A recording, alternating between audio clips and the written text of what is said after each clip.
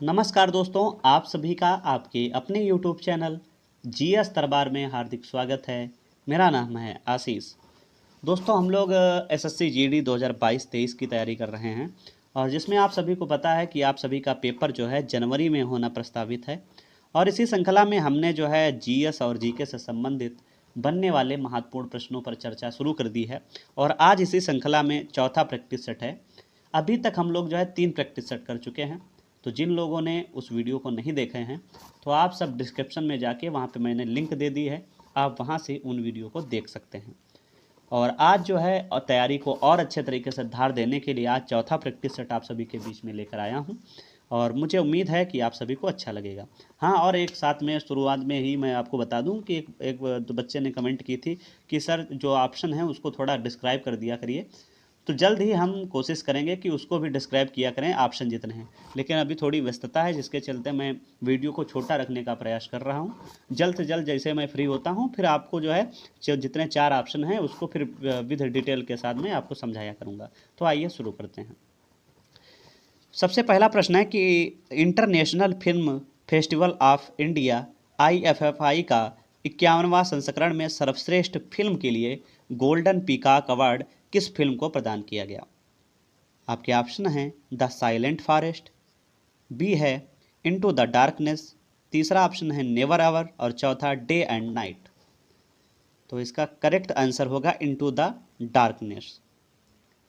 प्रश्न संख्या 2 है the light of Asia the poem that define the Buddha. पुस्तक के लेखक कौन हैं? अमीश त्रिपाठी, जयराम रमेश, अरविंद अडिगा, अश्वनी सांघी।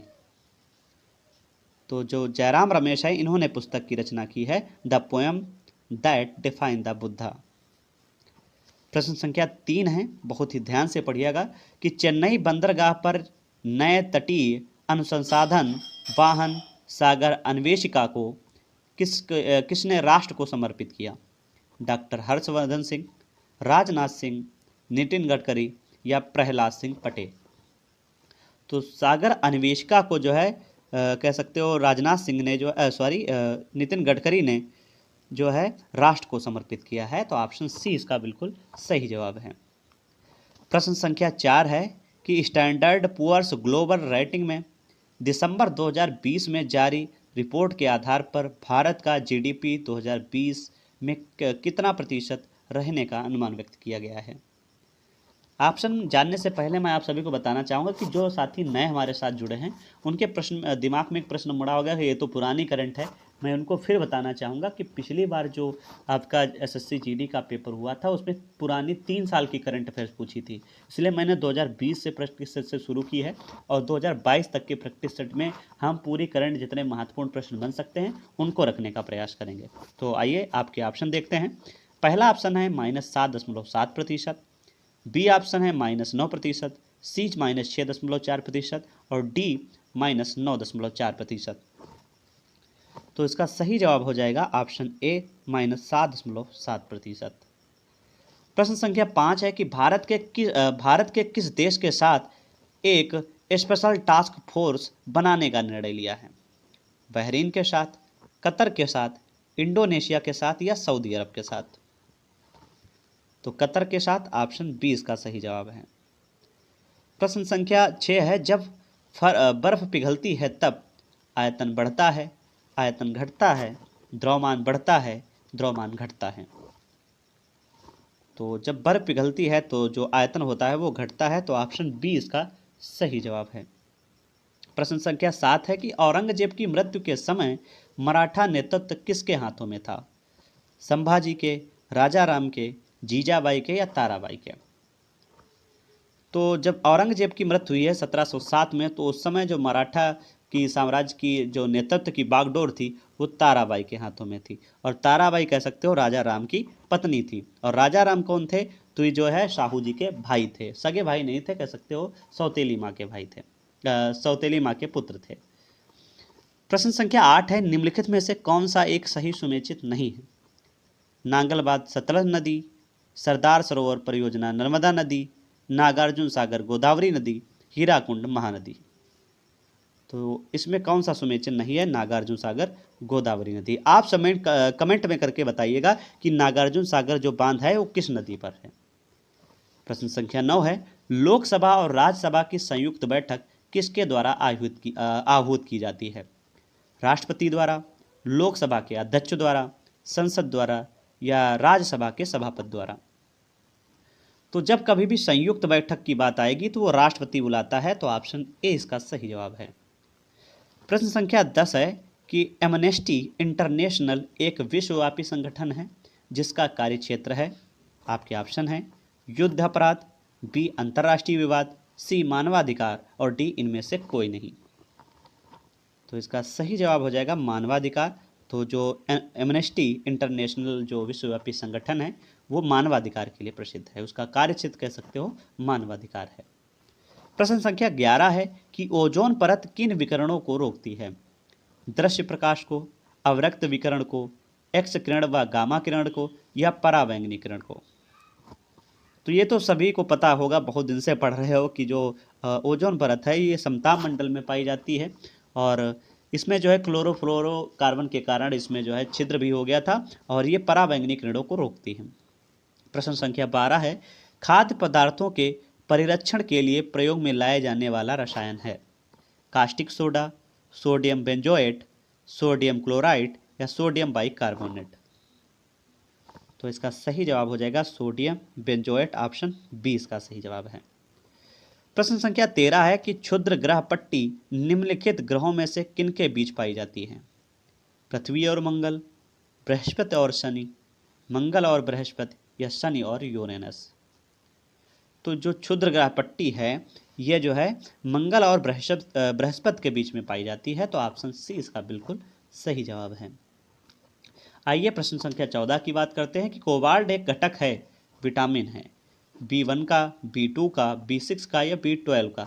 ये मैं कह सकते हो पिछले प्रैक्टिस सेट में इस कोबाल्ट के बारे में चर्चा कर चुके हैं, तब भी आपको सही आंसर मैं बता देता हूँ कि B12 इसका सही जवाब होगा। प्रश्न संख्या 15 है कि कोणार्क मंदिर किस देवता से संबंधित है? विष्णु, शिव, सूर्य, गणेश?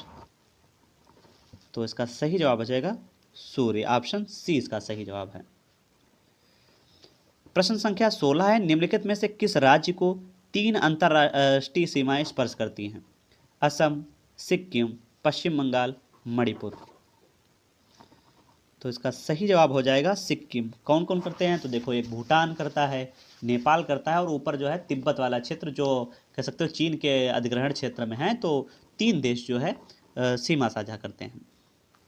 प्रश्न संख्या 17 है कि प्रकंद का एक उदाहरण है?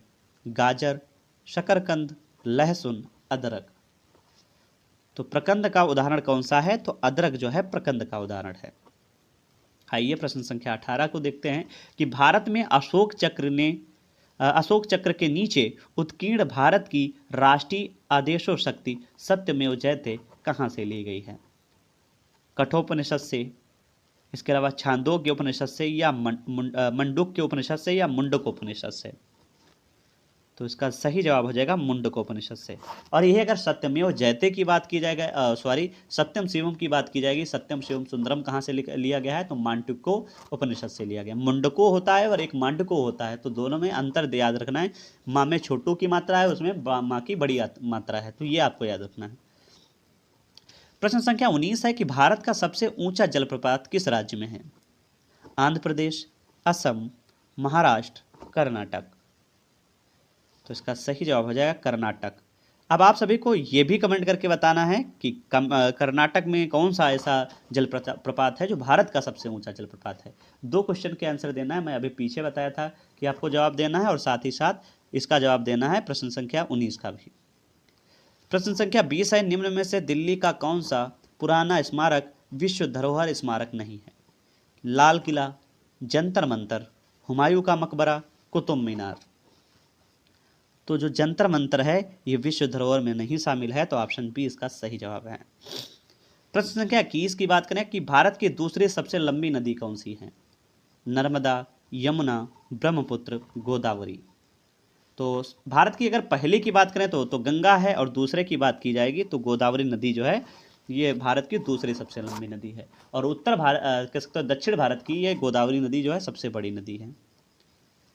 चलो आगे बात करते हैं प्रश्न संख्या 22 की। भारत में एशियाई खेलों का आयोजन कौन से साल किया गया था?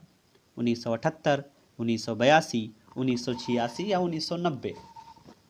तो राष्ट्रीय खेलों का जो आयोजन किया गया था वो 1982 में किया गया था। ऑप्शन बी इसका सही जवाब है। प्रश्न संख्या 23 है कि भारतीय संविधान के निम्नलिखित अनुच्छेदों में से कौन सा अनुच्छेद राज्य की सरकारों को ग्राम पंचायतों को संगठित करने का निर्देश देता है? तो ग्राम पंचायत के बारे में कौन सा अनुच्छेद है ये कह सकते हो पूछा गया है। तो अनुच्छेद 32, अनुच्छेद 40, अनुच्छेद 48 या अनुच्छेद 51? तो अनुच्छेद 40 है वह ग्राम पंचायतों से संबंधित है। तो ऑप्शन बी इसका सही जवाब है। प्रश्न संख्या 24 है कि खतरे के संकेत के लिए लाल प्रकाश का प्रयोग किया जाता है।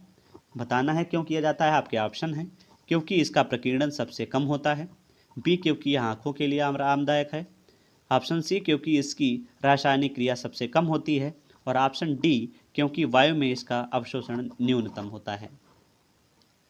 तो इसका सही जवाब हो जाएगा क्योंकि इसका प्रकीर्णन सबसे कम होता है। ऑप्शन ए इसका सही जवाब है। प्रश्न संख्या 25 है और इस वीडियो का अंतिम प्रश्न है कि किसी अर्थव्यवस्था में यदि ब्याज की दर को घटाया जाता है तो वह अर्थव्यवस्था में उपभोग व्यय घटाएगी, सरकार के कर संग्रह को बढ़ाएगी, अर्थव्यवस्था में निवेश व्यय को बढ़ाएगी या अर्थव्यवस्था में कुल बचत को बढ़ाएगी? तो बताना है। तो इसका सही जवाब हो जाएगा कि अर्थव्यवस्था में निवेश व्यय को बढ़ाएगी। तो दोस्तों आप सभी को ये वीडियो कैसा लगा है कमेंट करके ज़रूर बताएं, और आप ये भी बता सकते हैं कि आपके 25 प्रश्नों में कितने प्रश्न सही निकले हैं। दोस्तों साथ ही साथ आप कमेंट करके ये ज़रूर बताएं कि किस जो है सब्जेक्ट के प्रश्न ज़्यादा रखे जाएं, जो आपको याद करने में थोड़ी दिक्कत होती है, मैं उसके प्रश्न ज़्यादा रखूँगा। वैसे मुझे जहाँ तक लगता है मैं अपने हिसाब से प्रश्न रख रहा हूँ कि जहाँ से क्वेश्चन बनने की संभावना अधिक रहती है। तो दोस्तों इस वीडियो में बस इतना ही रखता हूँ। धन्यवाद।